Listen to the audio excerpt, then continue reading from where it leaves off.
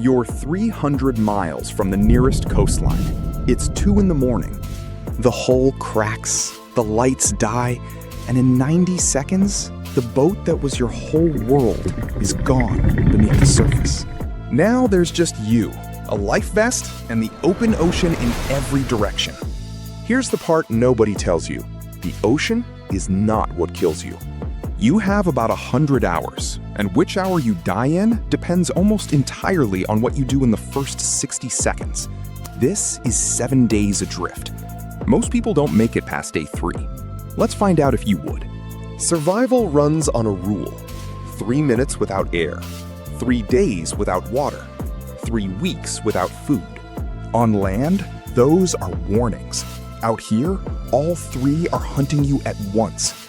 And the cruelest part is the water itself. It's everywhere. You're surrounded by more of it than you could drink in 1,000 lifetimes. And not one drop will keep you alive. The ocean isn't going to kill you with storms or sharks. It's going to kill you with thirst, with cold, and with the thing between your own ears. 3 enemies, 7 days. Let's start the clock. First, understand what's coming for you. The moment you hit cold water, your body betrays you. It's called cold shock, an involuntary gasp. Your breathing goes ragged, your heart slams in your chest. People drown in the first minute, not because they can't swim, but because they inhale at the wrong second with their mouth below the surface. Instructors call it the 1-10-1 rule. 1 minute to control your breathing, 10 minutes of useful movement before your muscles quit, 1 hour before the cold pulls you under. That's in cold water. In the tropics, the cold is slower, but the sun and the thirst simply move in to finish the job. And then the water itself. Seawater is 3.5% salt. Your kidneys can only make urine half that salty. Every mouthful of ocean costs you more water than it gives back. The sea is undrinkable by design. Day 1. The boat is gone, and the cold already has its hands around your chest. Every instinct you have is screaming the same word. Swim. Swim toward land. Swim toward anything. Don't. You can't see the shore because the shore is hundreds of miles away. Swimming will burn the heat and the energy you need to survive the night. The people who die on day 1 die doing something that feels brave. So you do the opposite. You fight the gasp. You force your breathing slow, in and out, until your body stops panicking. You get your back to the water, let the vest hold you, and pull your knees to your chest to protect your core. You make yourself small. You make yourself boring. You survive the first hour by refusing to be a hero. By nightfall, the adrenaline is gone, and the truth settles in with the dark. No one knows exactly where you are. The cold is constant now, a dull ache deep in your bones. You don't sleep, you float, and you wait for a sun you're not even sure you want to see. You've survived day 1. The ocean is just getting started. Day 2.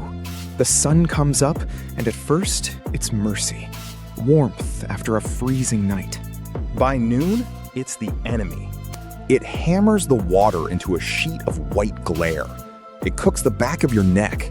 It pulls the moisture out of you with every breath. Your lips crack. Your tongue feels thick and wrong. And the ocean glitters all around you, like the cruelest joke ever told. This is where discipline starts to matter more than strength. You rig whatever you have for shade. You stop moving in the heat of the day to slow the water leaving your body. If a cloud breaks open, you tip your head back and catch every drop of rain you can. And you do not drink the sea. Not yet. The thirst is bad today. Tomorrow, it becomes something else entirely. Day 3. This is where most people die. You haven't had real water in 72 hours. Your body is in full dehydration. Your head pounds. Your thoughts come slow and strange. Your kidneys are beginning to shut down. And the thirst isn't a feeling anymore.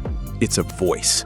And the voice has a plan. It looks at all that water and it whispers the most reasonable lie you will ever hear. Just one mouthful, just enough to make this stop. This is the moment. This is the one that decides everything. Because if you drink it, the salt floods your blood. To flush it out, your body drags water from your own cells, more than you just swallowed. The thirst doesn't ease. It explodes. The confusion, the nausea, the delirium. People who drink the sea don't last. The survivors do something that feels insane. They turn away from an entire ocean of water and wait for the sky instead. They chew the raw flesh of a fish for the moisture inside it. They drink the fluid from its eyes and spine because that water is fresh and the sea is not. Stephen Callahan drifted 76 days, dying of thirst on the largest body of water on Earth, and refused to drink a single drop. Survive the thirst, and you've survived the thing that kills almost everyone. Day 4. Now the mind goes. You've held your body together. The harder fight starts behind your eyes. Severe dehydration and days of isolation do something strange to the brain. You start to see things. A ship on the horizon that isn't there. Land where there's only haze. You hear voices, people calling your name across empty water. Castaways have described whole conversations with people who weren't there, so vivid they forgot they were alone. And underneath it comes the quiet enemy, the urge to simply stop. It doesn't arrive as despair, it arrives as peace. A soft thought says you could slip out of the vest and rest, and it would all be over, and that would be all right. That thought is the ocean wearing a kinder mask. You beat it with routine, tiny tasks, count the swells, check your gear. A mind with a job to do is a mind that stays alive. Day 5. If you're still here, the rules change. You've outlasted the cold shock, the worst of the thirst, and the first wave of the mind breaking. Now it's a war of attrition. Saltwater has been working on your skin for days. Open sores, raw and stinging, anywhere the sea keeps touching you. Your body, soaked for 120 hours straight, is breaking down at the edges. But day 5 is also where the sea sometimes gives something back. A squall rolls through, and finally, rain. You catch it in every fold of fabric you have, in your cupped hands, and you drink until your body remembers what water feels like. A fish strays close enough to catch, and it's a feast and a canteen at once. Protein and the precious fresh fluid sealed inside it. It isn't rescue, it's something smaller and just as important. Proof you can last one more day. And out here, one more day is the whole game. Day 6. The drama is gone now. No storm, no shark, no single moment trying to kill you. Just the horizon in every direction, exactly the same as it was yesterday. And that emptiness is its own kind of danger.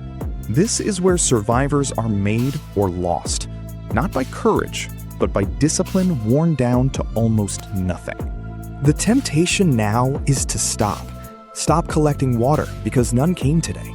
Stop watching the horizon because nothing's ever out there. Stop. Because what is the point?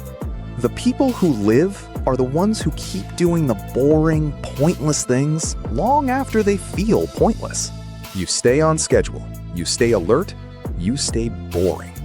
Boring is the sound of a person who is still alive. Day 7. You are not the person who went into the water a week ago. You're thinner, burned, covered in salt sores, running on almost nothing. And here comes the last and most dangerous lie of all. The one that says no one is coming. It's been 7 days. The search is over. Why keep signaling?